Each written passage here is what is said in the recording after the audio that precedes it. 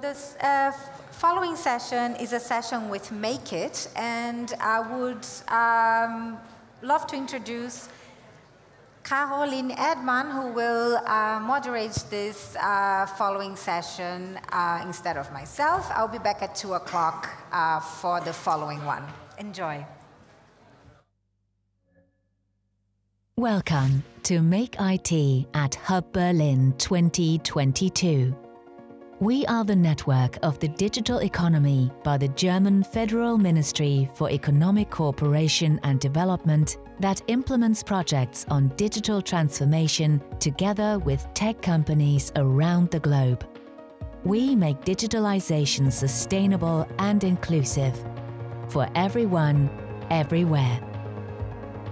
Our team around the globe works for this purpose every day, using digital solutions to improve the livelihood of people and the sustainability of our planet. Let's say hi. Hello from the Digital Transformation Center Mexico in Mexico City. My name is Erika Sanchez. And my name is Daniel Soltowik. The DTC Mexico is promoting a favorable digital ecosystem by strengthening digital skills as well as digital solutions, especially in the area of green digital transformation for SMEs. In this way, we want to support the twin transition, meaning the simultaneous implementation of digital and green transformation. If you are interested in shaping the digital and green transformation, then please get in touch with us.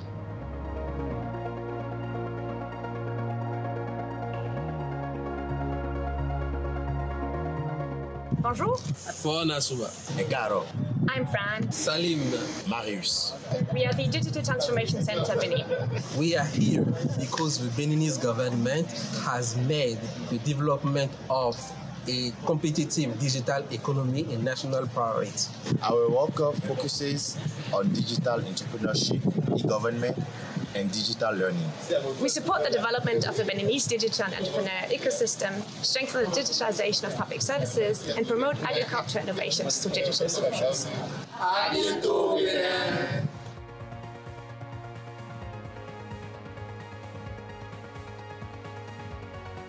I'm Rabeh. And I'm Christina. And we work in Tunis at the Digital Transformation Center Tunisia. Our focus areas are the public and the private sector. For example, with the public sector, we help the government in the digitalization of the COVID-19 vaccination process. And in the private sector, we support the Tunisian tech ecosystem to develop international partnerships with companies like you. So come work with us.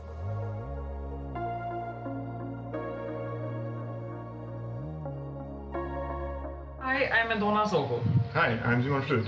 We are both standing here in the former military camp, which is now turned into the Innovation and Training Park Pathon in Kosovo. And this is also where we established the Digital Transformation Center, which is focusing on building digital ecosystem around entrepreneurship, technology for business, and science and education. If you are looking to expand your engagement in the region, we would love to talk to you and show you around.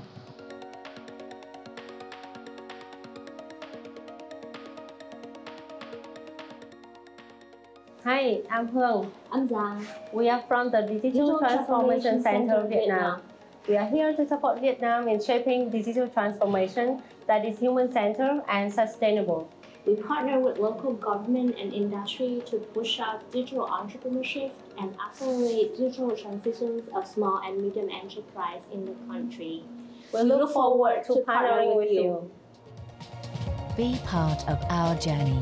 Let's design a sustainable and inclusive digitalization together.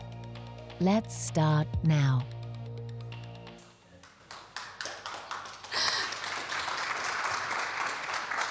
Well, let's start now. That's actually the right keyword for me to step in, because this is what we want to do here and now on this stage, talking about digital transformation in developing and emerging countries, together with our partners and with experts. Well, my name is Karolin, and I'm heading the Make IT Alliance, and I will guide you through the next hour here on this stage. So what have we actually planned for you in the next hours? We have two sections, two parts. In the first one, we will have a panel discussing about accelerating digital transformation in developing and emerging countries together with leading tech companies and the German Federal Ministry for Economic Cooperation and Development, short form here, the BMZ. And afterwards, in the second part, we will have a pitch show where we want to show you our most successful tech for good projects that we implement with our partners on the ground in our partner countries. So let's start off now with our panel, and I would like to introduce our panelists. And first of all, Friederike Kercher from BMZ, where she is heading the division ICT sector, creative industries, culture and sports. Hi Friederike, nice to have you here. And also, welcome to Lukas von Zallinger, where he is the Director of Innovation and Transformation at Siemens Healthineers. Welcome, Lukas. Thank you. And also welcome to the stage, Elisabeth Goos. I think you have seen her in the session before. She's the Head of Sustainability for the DACH region at IBM. Very warm welcome to you. And also welcome, last but definitely not least, Philip Hutting from the Global Business Development at Vodafone.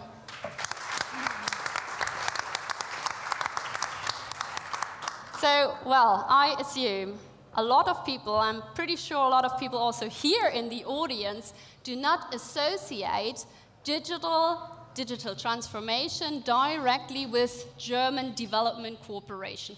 Probably something in mind that you have might be food security, maybe with German development cooperation, or something like education, for example. But the thing is, digitalization became one of the most important focus areas of the BMZ, of the German Development Cooperation in recent years. And especially since we have a new BMZ minister, Svenja Schulze, since last year. So my first question is actually to you, Friederike, coming from the BMZ. You are actually part of this change, and you know that digitalization is now a major focus of your ministry. So what do you think? What's the change look like for the German Development Cooperation? Do we actually need a digital in development cooperation? Absolutely, we do. That's a yes for sure. And hello, everyone. It's very good to be here. We believe that there really is no development without digitalization. When we go back 200 years, the last all-encompassing economic transformation was industrialization, and it was not inclusive, not at all. Some countries are still, if I may say, catching up. And we do want to avoid this with the next huge economic transformation, and I really believe we're right in the middle of it, and that's digitalization. So that's really our overarching goal, to close the digital divide, the digital gap that we have between many industrialized and developing countries.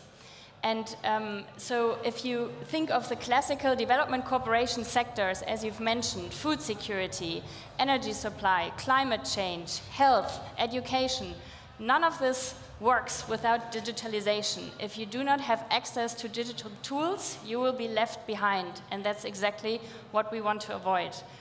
Our minister, Svenja Schulze, you mentioned her, she has put her focus on 4 areas. Also, of course, due to the current economic and political situation. That's COVID, of course, fighting COVID. It's hunger and poverty, which unfortunately we see increasing now in the context of the war in Ukraine. Just transition, including anything from energy supply, energy efficiency, climate change, but also social justice. And last but certainly not least, a feminist development policy, so to support women in particular. And our goal is to use digitalization as a tool to promote these areas and to be on equal footing with our partners in these sectors. So what have we done? We have initiated the Make It Alliance. You've just seen the film. And in this alliance, we have by now gathered more than 50 partners, 50 companies. You will hear from them, from our partners. And with these partners, we try to come up with digital solutions, innovations that are actually then geared towards our partner countries. So what we bring to the table, so to say, is a network with local governments in Africa, in Asia. We have, in Latin America, we work with up to 60 partner countries worldwide. We actually help improve access to funding with these companies that you will be hearing from. We try to improve the ecosystem, the digital ecosystem, so we support startup accelerators, for example, and of course we also invest in training for digital skills. All right, so I can see digitalization, digital transformation all over the world is very important for the BMZ and in general for the German Development Corporation. From a public sector now, and now when I look at you here from the tech companies, it's obvious that digital tools and digitalization is a major part actually of your work. So I think a lot of people wonder now, yeah, digitalization is really important for those companies, but rather for the home market and not so much for developing and emerging countries, right? So Philip, my question is to you and to Vodafone, actually. Is digitalization also important for you for not only the home market, but for other countries that you work in? Absolutely. Hi, everyone. My name is Phil Hatting from Vodafone, and Karolin, thanks for your question. So, yes, it is very important for us across the globe. Actually, Vodafone's home is Africa and Europe. We have telecommunication licenses in Europe and in Africa. We are active in 12 countries in Europe and in 8 in Africa. And therefore, it's very important for us, of course. If we look at digital acceleration in developing countries, then our approach is fully aligned with the strategy that the European Union has defined. And they have divided digital transformation in 3 key areas. And I'd like to share with you, for each of these 3 areas, one example to give you a feeling for what we're doing in Africa in developing countries. So the first area that the European Union has defined is human-centered digital transformation. And Frederica, you just mentioned it now with the war in Ukraine. The food crisis in Africa is increasing, and 12% of the wheat supply of the African continent actually comes from Ukraine. So this is not the only issue for the African continent, but the second one is that the smallholder farmers struggle with getting hold of agriculture input. So what we did is to create a digital platform that allows cashless distribution of agriculture input to smallholder farmers in Africa. Then the second area that the European Union has defined is partnerships for good. And the example I would like to talk about in that area is M-Pesa. And question to the people on the stage and also in the audience, who has heard of M-Pesa, the name? Raise your hands, please. M-Pesa, ever heard of it? All right, so M-Pesa is a platform that allows money transfers between people using 2G phones. So no smartphones, no apps required. And we initially introduced it in Kenya in 2007, and since then it has grown. All over Africa, 50 million people now use it, and it's expanding further. Now it's becoming an e-commerce platform, and almost 1 million businesses use it to offer online shopping services, to offer food delivery, to offer transportation. So basically, it's becoming your PayPal, it's becoming your Lieferando and your Uber in one app in Africa. So the third example then I would like to share is in the third area that the European Union has defined, which is green initiative. And we heard about it a lot just in the talk earlier.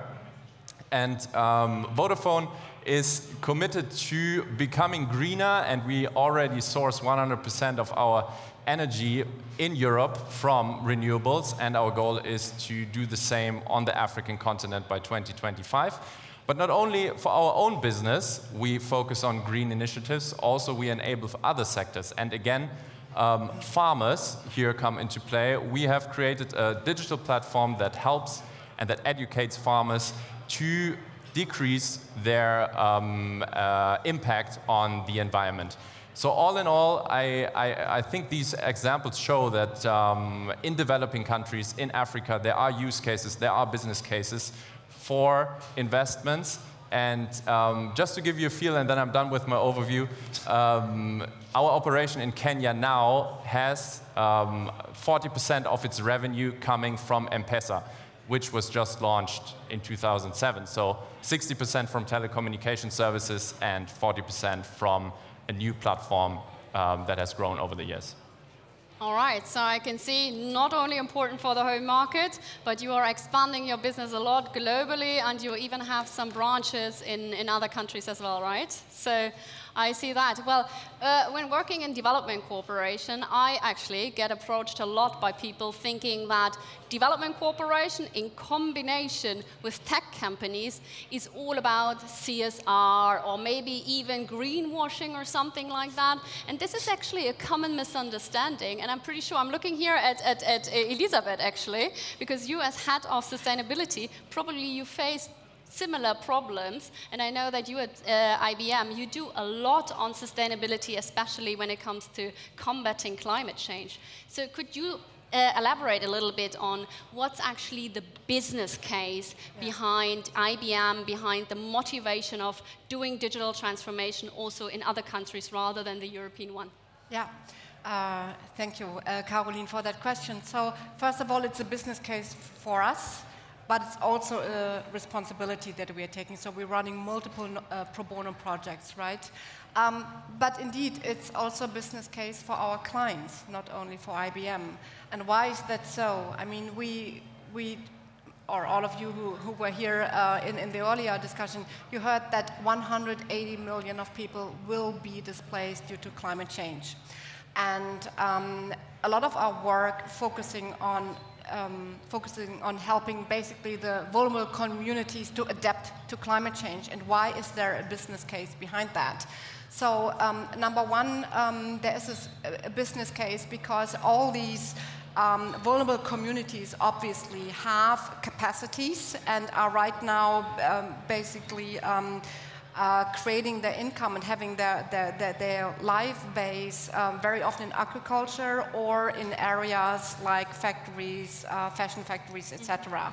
So a lot of our work is really focusing on helping these communities to transition with digital capabilities. We heard a lot about platforms earlier, really building up new areas for education, so building up skills, but also helping them, in addition, when we look at the agriculture space, to work with what they have under climate adaptation or conditions, basically to work very differently with the weather events, for example, manage water scarcity, manage their crop in a different way. And we heard about wheat. Wheat is a very, very vulnerable crop. So we not only see this in the Ukraine, but a lot of our clients are really struggling with the climate condition changing because it's just not a very resilient crop and it's in very high demand. So we help to really reduce, with technology basically, the use of fertilizer to support biodiversity, to manage the water scarcity better, and obviously reduce cost. So again, there's a business case. I just want to mention one other project which I think is really interesting because it's a very strong business case for bank, and this is this Fast Infra project by HSBC. And we launched this a couple of years ago with the World Bank and the OECD. And why did we launch this for HSBC? Because basically they don't have enough objects that they can navigate their investments in and really help their end customer to find the right investment objects. So I mentioned in my earlier talk, we have a 7 trillion funding gap, and there is enough money that could help projects in the developing and the emerging countries, but they don't find the investors because of a digital divide, as you, Friederike, said earlier. So we help them to build transparency and basically connect the money, and it's a business case for HSBC because they just don't have enough targets, and to connect them. And the platform allows to validate and track what's happening because I can share, Karolin, that for IBM, obviously, the potential of greenwashing is a very, very hot topic. So we make sure that with our digital capabilities and AI, we make sure that it's absolutely validated data that's used specifically when it's around investment and reporting, etc. Yeah. So it's beyond CSR, it's a business case, and it's a holistic thing within IBM, as I understand. So, well, I actually know for a fact that you, Lucas, have been working in and with developing countries a lot during out your entire career. So clearly you have experienced that development cooperation on the one hand, but also business development is not a one-way street. So Germany, European, Western, to the other countries, it goes vice versa, right? The innovation goes vice versa. So I would be interested in hearing from you, what did you actually learn from those countries rather than the European countries that you work in, and how do you support them? So hi everyone, and thanks a lot for the invitation once more. So first point I would really like to make is that digital transformation is absolutely essential, also for us as Siemens Healthineers, because without having the digital infrastructure and capabilities on the ground, it would be basically impossible or very difficult for us to deliver these healthcare services and solutions to our customers and patients on the ground. So it is absolutely critical. Addressing your question directly, as you mentioned, I worked a lot with tech companies in developing countries. And as a matter of fact, I think there's a lot we can learn from those countries in terms of innovation, and especially digital innovation, and especially with a focus on digital health and telehealth. So, as you rightly mentioned, it's not only that we are trying to position our solutions in the market. There is a lot of innovation potential in the countries. Just to illustrate this with one example, we have developed over the last couple of years a special telehealth, teleradiology application. It's called WeScan. And interestingly, this idea did not come from our headquarters in Germany, but from our colleagues in Brazil. And we then took up the idea to the headquarters, further developed it, and then rolled it out together with our partners in the countries. So this illustrates this quite nicely, that it goes in both directions. And they found a really creative solution for a very pressing problem. We have regions which are underserved and have a skills gap in teleradiology. Another topic is co-creation. I think we can do a lot in those countries, hopefully also with the support of BMZ and GIZ, in terms of developing innovative digital health and telehealth solutions together with customers and partners in those countries to make sure that these solutions really address the problems and the topics we have in those countries, which are obviously different than what we find in Western Europe. And there, I would say, so far we have pretty good results, and we want to continue that. And maybe to close the circle a little bit of this learning from each other and also trying to tap what we actually do into the innovation ecosystem and the startup scene, we are currently evaluating a potential cooperation with a very innovative startup from Tunisia. And it seems, so we're going now into different evaluation phases, that they have an AI solution or machine learning solution which could help us with some challenges we have in terms of predictive analytics, predictive maintenance, and also managing our healthcare supply and logistics. So I think, as you said, this can go very well in both directions. Well, so I can see, at least here, from the tech company side, everybody is very involved in digital transformation, not only in your home market, but also in developing and emerging countries. So I would like to take a look now again at the public sector. And so, Frederica, my question would be to you. What do you think is the role of tech companies like the ones sitting here when we talk about German Development Cooperation? What's their added value here? Well, what we want to do, of course, is to create public-private win-win partnerships. And I would say there are three issues at stake. One is advocacy. The digitalization, as global as it sounds, it still needs advocacy, political advocacy. That's, of course, something we can do in the cabinet with the chancellor, but also internationally in UN organizations on the European level. The whole legal frameworks, for example, the EU Data Act, they're all just being developed now. Second issue, of course, is budget and funding, and there we hope to bring together funds it's very obvious that in the private sector there are more funds than in the public sector, and the challenges we are facing cannot be solved through what we call official development assistance, ODA, so our public funds.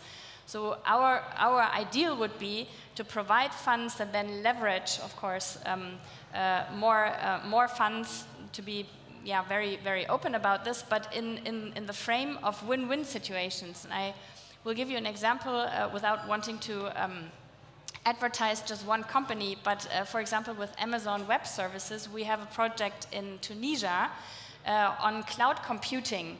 And Amazon needs skilled professionals in these areas, while we try to support young people to find jobs. So to bring this together, the training and the additional job opportunities is what we would call a win-win situation.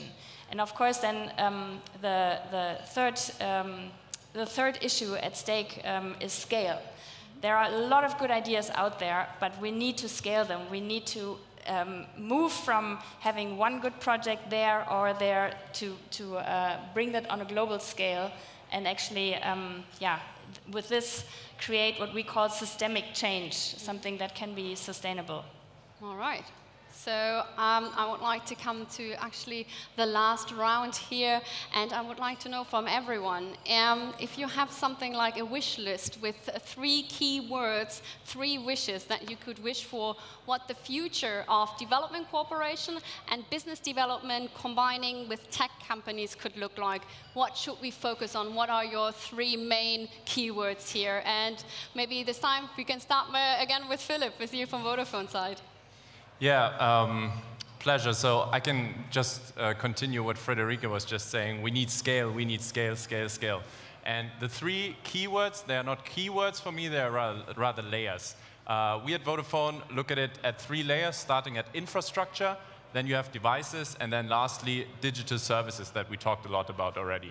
So in the beginning, you always need infrastructure. You need 4G, 5G, specifically in rural areas and underserved areas. You need fiber infrastructure, not only in Germany, we also need it in Africa. You need data centers in Africa, in developing countries, of course. Then, secondly, if you bring the connectivity, it doesn't stop. Because if you look at sub-Saharan Africa, 50% actually is covered in 4G. However, only 10% of the people there use 4G, and one of the main reasons for that is that the entry-level smartphone in sub-Saharan Africa still represents 60% of an average monthly loan.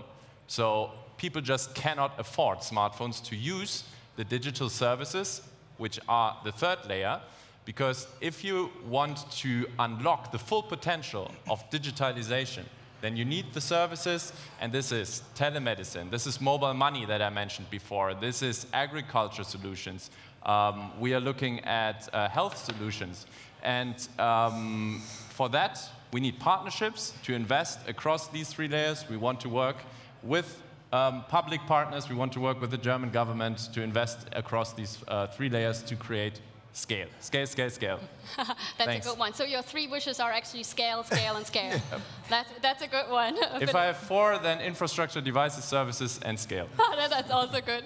So Elisabeth, would you like to continue? What are your 3 wishes here? Yeah, I would add speed, because we need to scale, but we need the speed. And how do we create speed? We need to connect the money, which is there. I just want to repeat it over and over again. We have enough money, right, to build the digital infrastructure. We have enough money to support climate adaptation. We do.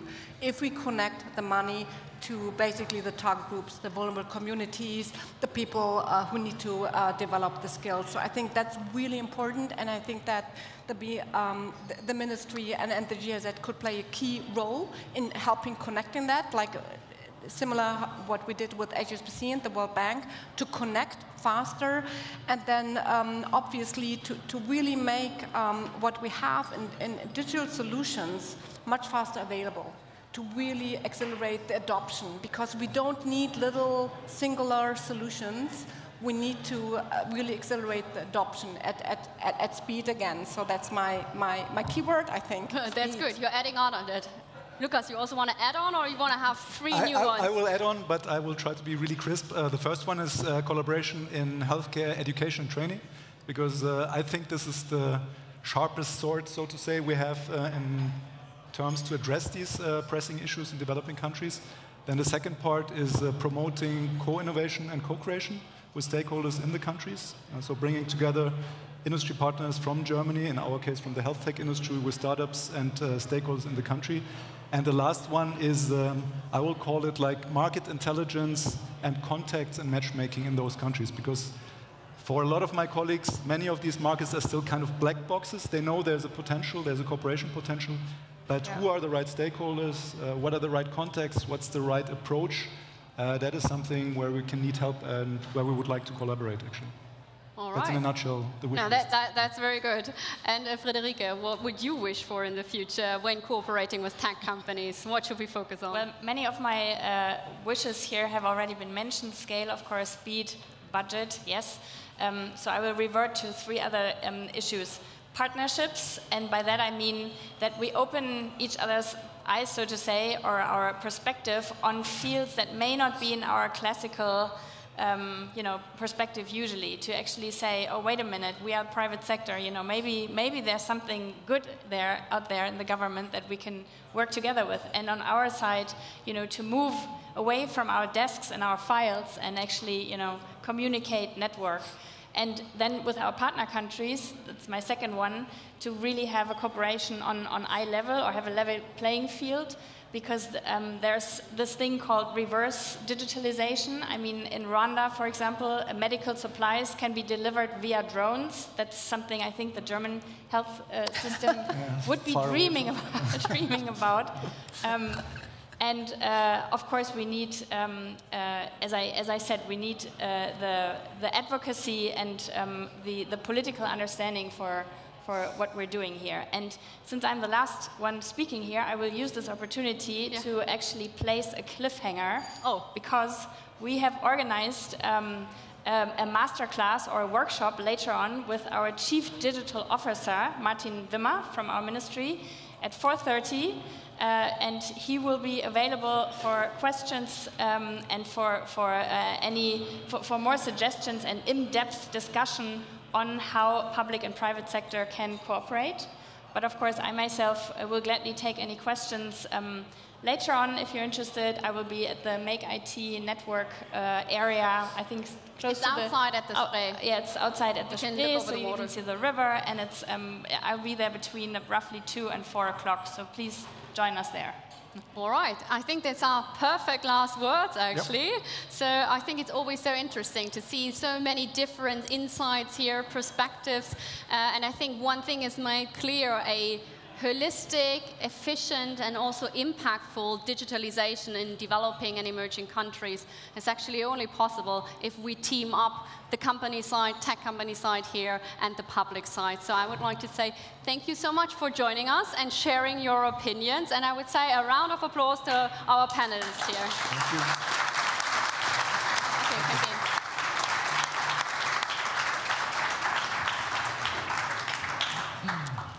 And we will start, of course, now with our second part, as I promised you. We will just get rid of the tables here, because right now we have talked a lot about digital development cooperation, but more on a theoretical level. And actually, when I look into your eyes, I can see a lot of people ask themselves now, yeah, that sounds great, but what does this actually mean in practice? What does it mean exactly? How does it look like in reality? And this is where our second part of the stage event comes in now, where we want to continue with our pitch roadshow. And for that reason, we invited some, I would call it like movers and shakers of digital projects that we implement in our partner countries from the ground to give you some insight insights on how those digital cooperation projects with tech companies could actually look like. And for that reason, we will start off with our first pitch with the very, very wonderful Tiara, coming from the Amazon Web Service, and she came here all the way from South Africa to be here on stage today. So dear Tiara, come on up. We work together. So, hello to Tiara. We work a lot together on digital skills, actually, in Africa and Middle East, and maybe in the future even beyond that.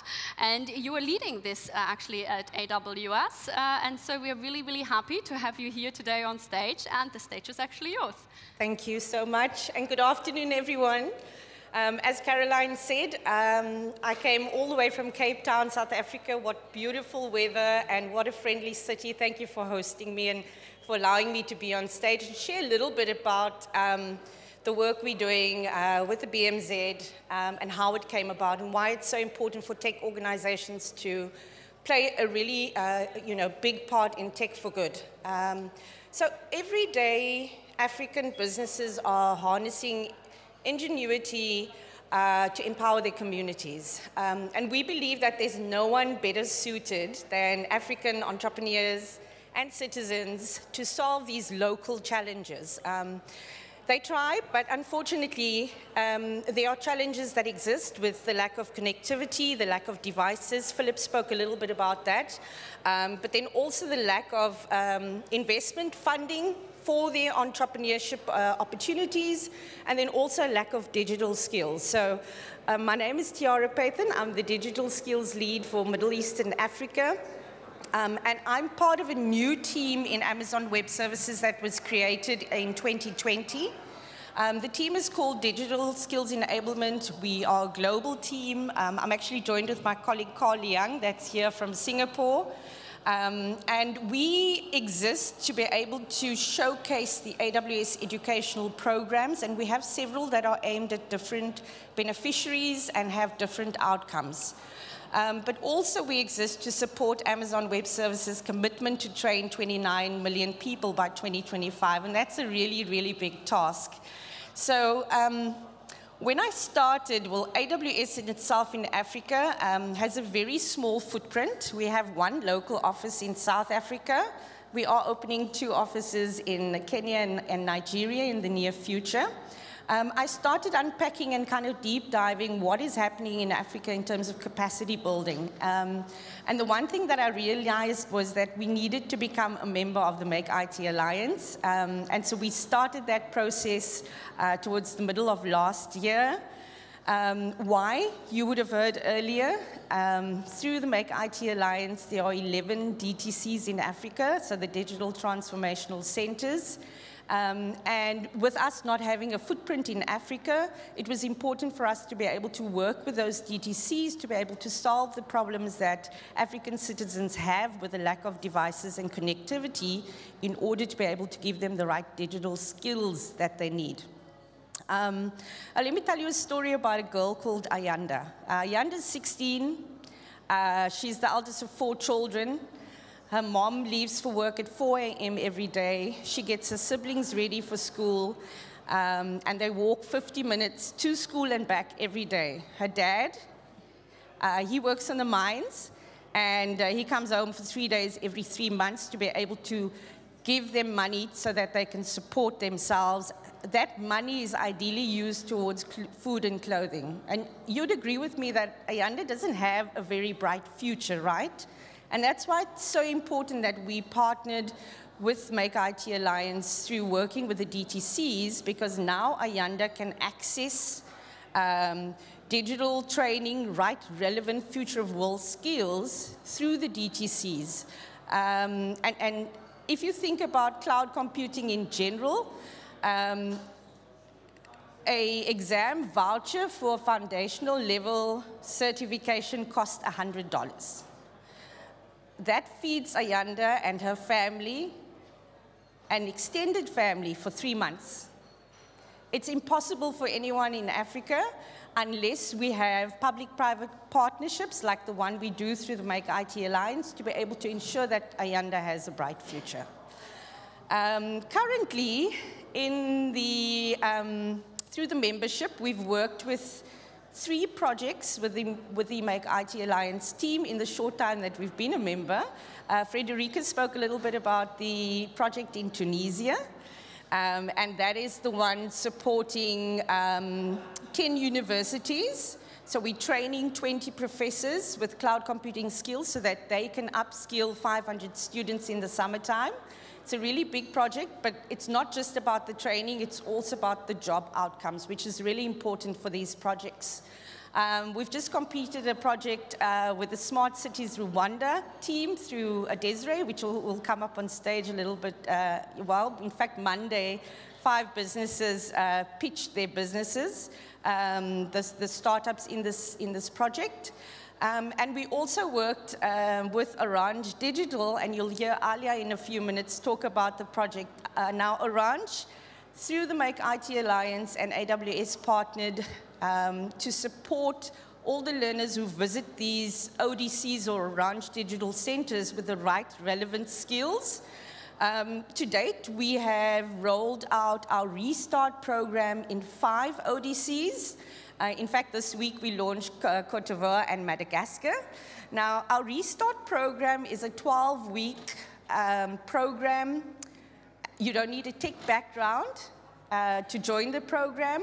It starts off with the first 7 weeks being IT fundamentals, so product agnostic, followed by 2 weeks of AWS Cloud and then 2 weeks of a work readiness program. And we do that because we understand that in most African schools, the learners don't exit high school having an understanding of what it's like to work in a business.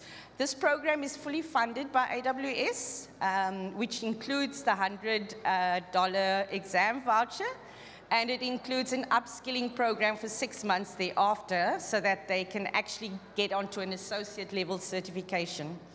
And then we also work with setting up an accelerator, which will have launched next year. And as you can see, there are many different projects that we're involved in Africa. And I think that, being a member of the Make IT Alliance does open up these opportunities for us to be able to co-invest with the German government, Ministry of Development Corporation itself, and it's important for us to be able to support these projects so that we can grow our footprint in Africa and help make an impact in the lives of African citizens. I know I have 4 minutes, so I'm talking quite fast, but I want to end off with an African proverb, one that's very close to my heart, and it says, if you want to walk fast, go alone. But if you want to walk far, walk together. And that's what we're doing through the Make IT Alliance. And I'm really super excited to be here, and thank you for having me. Thank you so much. Take it with you. Tiara, thank you so much for being here and presenting our great partnership that we're having. I'm really happy to have you here and to have AWS actually as a partner. So the next one pitching is actually one of our biggest cooperation partner, and that is the Orange company. I hope all of you know it. It's a French telecommunication company. And I would like to welcome here on a conference call, Alia. She is the director for the Orange Digital Centers that actually Tiara already mentioned. So I would like to say hi to Alia and hi to France. Hi. Actually, I'm in Casablanca. You're in Casablanca now. I'm sorry, I didn't know. So, dear Alia, we are eager to hear what your Orange Digital Centers together with the German Development Corporation looks like. Thank you, Karolin. I'm pleased to be here with you virtually today to present the Orange Digital Center, which is set up in partnership with the German Corporation for 14 countries in Africa and Middle East, on a total of 32 ODCs deployed also across Europe. To date, 13 are already operational. First, I would like to extend my thanks to the German Corporation for their full commitment to the ODCs and their support in carrying out our project. We hope to successfully keep fulfilling our shared vision of a broader digital inclusion, reduction of unemployment, and to support youth innovation and boost entrepreneurship. Odyssey is an innovative ecosystem that is free and open to all, that goes from training and coaching on soft and hard skills to startup support, acceleration and investment. The deployment of Orange Digital Centers does not only contribute to reducing youth unemployment and foster digital innovation, but will also positively impact the digital ecosystems of the countries at large. Before getting to the heart of the subject, I invite you to watch a video on the Odysseys worth than a million words.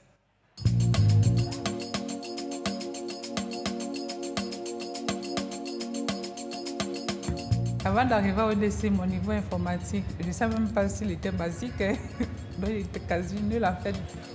J'étais un simple bricoleur pour travailler sur des mini-robots en carton. C'est là que je suis arrivé à Odyssey dans le laboratoire de fabrication.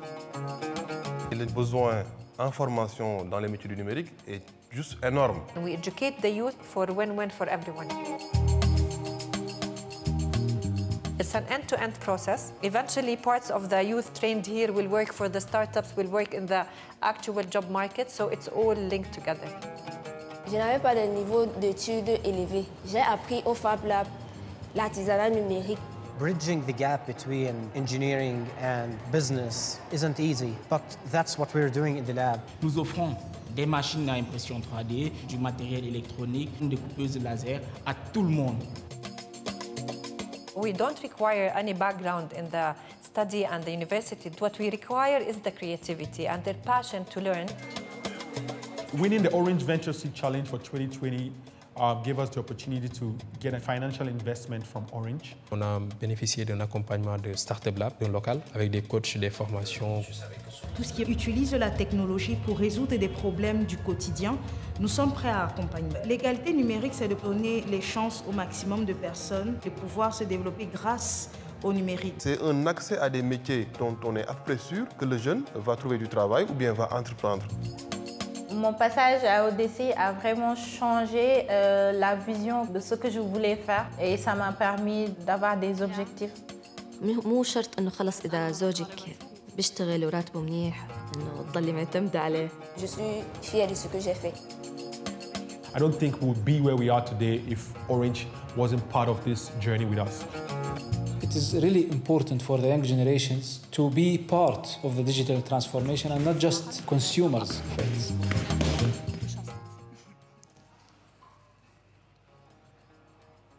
So Alia, you're back on. Orange. Just in case you don't know where Alia is from. Okay, so just to finish, so just to let you know, Odyssey is deployed not only in capitals but also in regions through the Orange Digital Center clubs deployed inside universities to target more people and to reduce unemployment and digital divide, especially in African countries. I highlight the importance of having private-public partnership with governments, universities, NGOs, technological partners as well. As a concrete example, Tiara presented our collaboration in with Amazon Web Services to provide free certification on cloud to our beneficiaries. And we will extend our partnership with the German cooperation to 2 other projects. The first is Digital for Agriculture, which will identify promising service platforms and startup in e-agriculture, create partnerships to enable all these players to scale up. The second is a sectoral project between the German cooperation Orange and the European Union in Côte d'Ivoire for the deployment of digital skills in favor of employment and sustainable entrepreneurship in the sustainable cocoa and green transition sector. All righty. Thank you so much, Alia, for presenting the Orange Digital Centers and the cooperation you're having with us. It was really great to hear that, and thanks so much for sharing all the information. And I wish you a good afternoon then in, not France, but in Casablanca. In Casablanca. Thank all you. right, Alia, bye-bye. Bye. So bear with me now, because we are going now from Casablanca directly to Nigeria, where I would like to welcome Olerinde, and he is the co-founder of the local startup Winsight. And we started working with Winsight last year in a project together with our GIZ colleagues that work on the inclusion of people with disabilities, and with our partner company Ethos together. So I would like to say hello, Olerinde. Hi, Karolin. Thank you so much for the introduction. All right, the stage is all yours, Olerinde. Yeah, thank you. Hi, everyone. I am Olerinde, and I'm co-founder at Winsight. My startup is the winner of the ICT for Inclusion Challenge 2021, organized by Ethos and the German Development Corporation. Did you know that about every sixth person in the world is excluded from society and opportunities just because they live with some kind of disability? 80% of this population live in Africa. And one of the greatest levers to include persons with impairments is access to education, but they don't currently have this. Digital innovations have the potential to remove barriers to education, but they are still rare in the context of disability. So why does Ethos care about accessibility? Ethos is a digital transformation service provider that shapes the digital space. At Ethos, accessibility is a component of service quality. Therefore, the shareholders of Ethos specified accessibility as part of the company's purpose. So for Ethos as an inclusive company, accessibility is both a human rights responsibility and also means reaching the widest user group possible. Of course, Ethos needs to understand the diverse user groups and the assistive technologies they use, especially in regions where Ethos does not currently operate. Above all, Ethos recognizes the innovation strength of inclusive technologies. In history, disability has been an innovation driver. Deafness, for example, played a key role in the invention of the phone, internet, and SMS texting. So with its accelerator program called Scalar, Ethos identifies existing innovations worldwide to mainstream and to also scale them to other markets. The program uses a joint go-to-market approach with the innovators, and they share the revenue. But what exactly is the ICT for Inclusion Challenge? Innovators, NGOs, and startups could submit their ideas for digital innovations and solutions that improve the access to education for persons with disabilities in Africa. The topic was a success, as over 200 ideas were submitted over 30 African countries. An expert group selected the 10 best teams, and they received a 2-week virtual bootcamp with trainers and mentors to further develop the ideas. In the end, each team pitched the idea to the final expert jury panel, and 3 winners were announced in a live event on the International Day of People with Disabilities. Interestingly, my team and I won first place. All 3 winning teams received a 3-month tailored mentoring program by Ethos. As a result, we got nominated to the Ethos Accelerator Program Scalar. The challenge was really engaging and really productive for us as a company. It was really inspiring for us to meet other awesome people doing similar work by contributing positively to their respective societies across countries. For example, our application makes use of artificial intelligence to aid persons with visual impairment to read conveniently by scanning through text on books and reading them aloud for them to listen to, thereby enabling access to non-accessible educational books. We got a prize money and we used it for digital marketing and to also distribute our solution to 2 schools of visually impaired in Nigeria, impacting about 3,000 visually impaired persons. This experience has also exposed us to more partnerships and media visibility for us as a company. Recently, we were also recognized by CNN as one of the top health tech startups providing digital solutions that aids visually impaired persons in Africa. And right now, we are scaling our technology to the US market, and we are looking to expand our customers to 50,000 persons within the next 6 months. The challenge also helped us to refine our use case for visually impaired persons, and so we could offer more value by adding other assistive features for them to use. In summary, we were able to expand our customer reach from 5,000 persons to 8,000 visually impaired persons by the end of the program.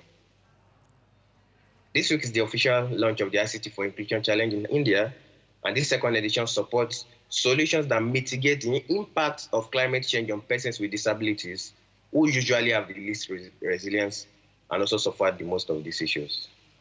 Indian innovators can apply. So I'd like you to spread the word with your Indian peers. Thank you so much. Thank you so much, Olarinde, for presenting this. And thanks so much for actually talking about a very important topic. Yeah, a round of applause for Olarinde.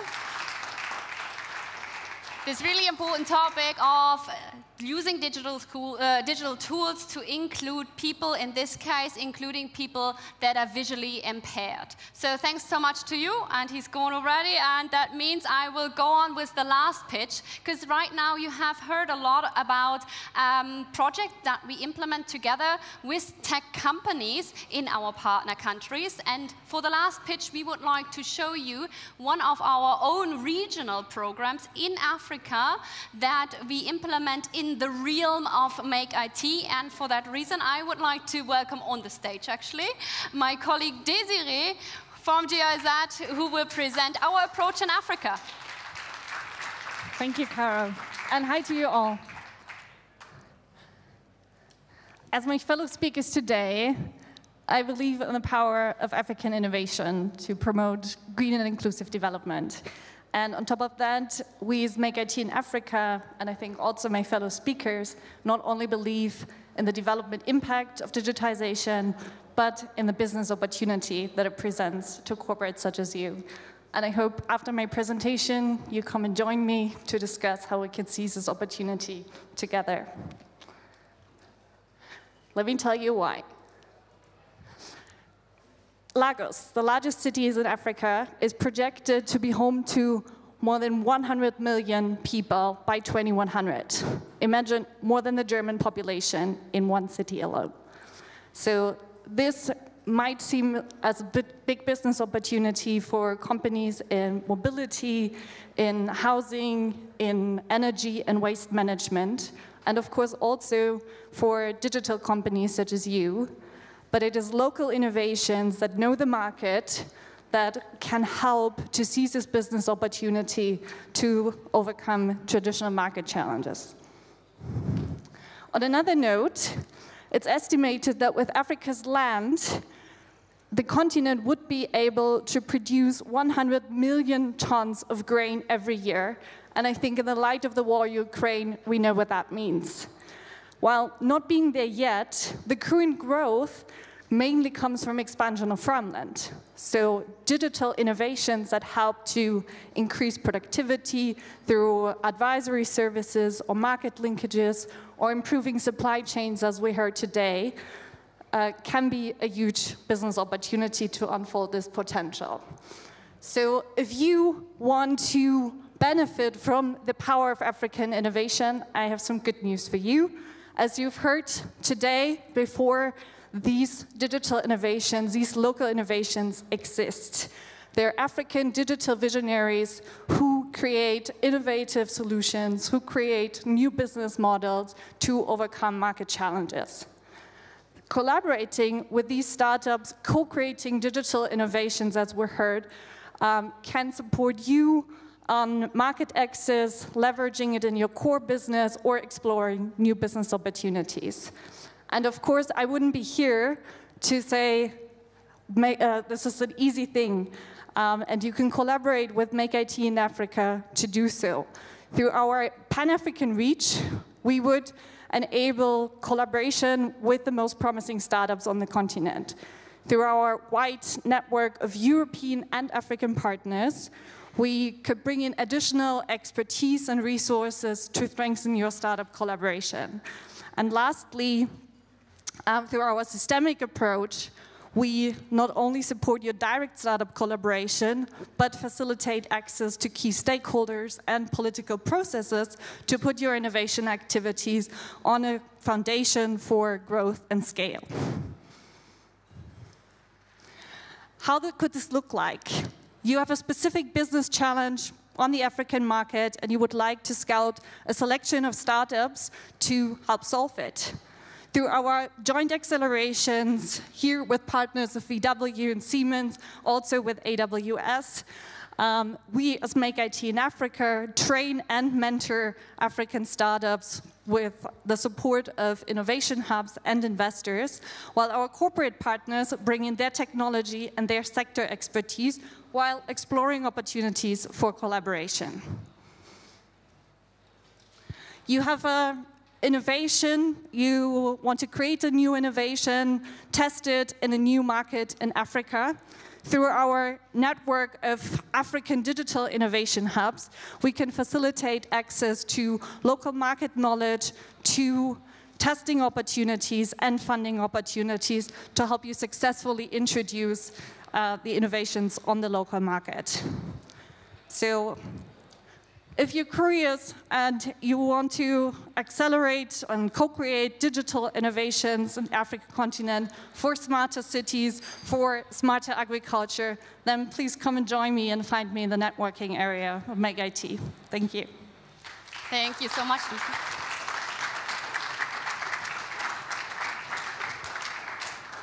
Well, thank you so much, Desiree, for explaining our Make IT approach in Africa. And actually, that's it, at least from our side on this event, on this stage. And I hope all of you are very eager now to dig deeper into digital development cooperation. And if so, we would like to invite you to our networking area, which is outside directly at the Spree. It's called Make IT Networking Area. We will be there right after the event. You can meet the speakers that you have seen on stage now. You can talk to the Make IT team to discuss any ideas, or if you have any questions, please approach us. And as mentioned before by Friederike, in the afternoon at 4:30, we will have a master class where we have a co-innovation sprint, actually, on digital transformation for the future, where we include everyone, everywhere, together with the BMZ at the Riverside studio, just across the hall here. And that actually just leaves me with saying thank you for bearing with us. And I hope all of you have a great afternoon and a great time at the hub Berlin. Thanks so much.